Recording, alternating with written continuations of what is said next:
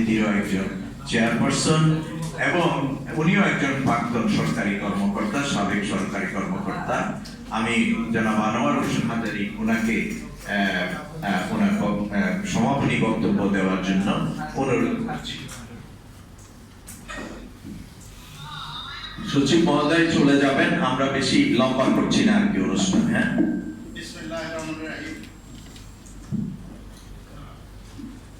আমি এখানে অ্যাড্রেস করব না। পিপিকেএস কর্তৃক আয়োজিত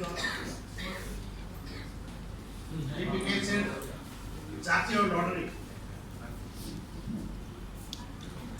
বিক্রির জন্য উদ্বোধনের এই অনুষ্ঠানের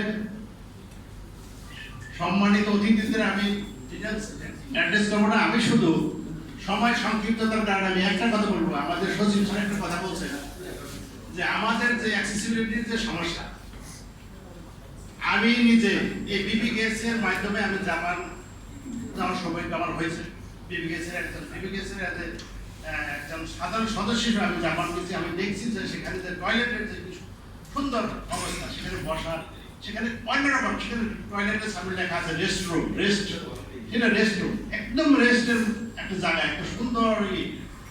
আর আমি আমার স্ত্রী হলেন, আমার ওয়াইফ, উনি ক্যান্সারের রোগী, ওনাকে নিয়ে আমি ইন্ডিয়া সফর করছি বহুবার, আবারও যাইতে হয়েছে।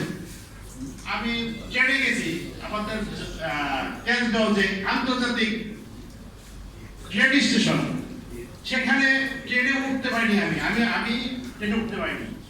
সেখানে ট্রেন এত উঠছে, সেখানে আমি কিভাবে শেষে আমি তাদেরকে রিকোয়েস্ট করলাম যে আপনারা দেখেন একটু র্যাম্পের ব্যবস্থা করতে পারেন। কিন্তু সেখানে র্যাম্প আছে একটা, সেটা ধরে আনতে হয় কয়েকজন মিলে অনেক দূরের থেকে, আবার তাদের পয়সা দিতে হয়। এখন এই ট্রেনে উঠতে এবং নামতে আমার যে কষ্ট হয়েছে, আমি ওই দিন আমি এই দেশে র্যাম্পের জন্য ট্রেনের যে একটা সমতা একটা থাকে তো, ইয়ের সাথে সমতা ছিল না। কাজেই আমার খুব কষ্ট হয়েছে যে আমরা কোন দেশে বাস করি। আমি ট্রেনে চলতে পারি না, তাও আন্তর্জাতিক ট্রেন স্টেশন, সেটা মানে খুব কষ্ট লাগছে। সেখানে কত